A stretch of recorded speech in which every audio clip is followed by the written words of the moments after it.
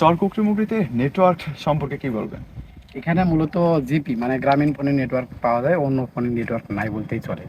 বর্তমানে অবস্থান করছি ভোলা জেলার চরফ্যাশন উপজেলার চরকুকরিমুকরি নারকেল বাগানের এই বিচে।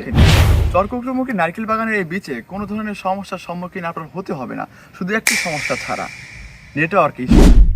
চরকুকরিমুকরিতে নেটওয়ার্ক সম্পর্কে কি বলবেন? এখানে মূলত জিপি মানে গ্রামীণ ফোনের নেটওয়ার্ক পাওয়া যায়, অন্য ফোনের নেটওয়ার্ক নাই বলতেই চলে।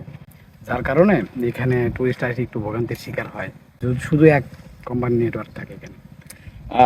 আমরা যেটা জানি চরকুকরিমুকরিতে গ্রামীণ নেটওয়ার্ক শুধু রয়েছে, আর কোনো নেটওয়ার্ক এখানে নাই। সেক্ষেত্রে ট্যুরিস্টদের উপলক্ষে কি বলবেন? টুরিস্টরা যারা আসে তারা যেন অল্টারনেটিভ একটা গ্রামীণ সিম নিয়ে আসে তাদের সাথে, শুধু এখানে যদি ট্রাভেল করতে যারা যায়। আর যারা থাকতে চায় তারা তাদের জন্য বলবো যে তাদের জন্য গ্রামীণ সিম নিয়ে আসবে, শুধু একটা সিম যোগাযোগ। আর তারা যদি যোগাযোগের বাইরে থাকতে চায় তো এখানে জায়গা তাদের জন্য বেশ।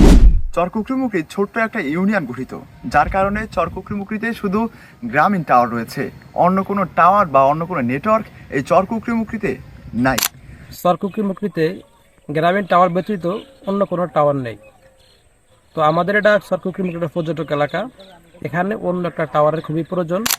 আপনারা যারা দীর্ঘ শ্বাস নেওয়ার জন্য চরকুকরিমুকরিতে তাঁবু ক্যাম্পিং বা চরকুকরিমুকরিতে 2-3 দিনের জন্য আসবেন, তারা অবশ্যই গ্রামীণ সিম নিয়ে আসবেন।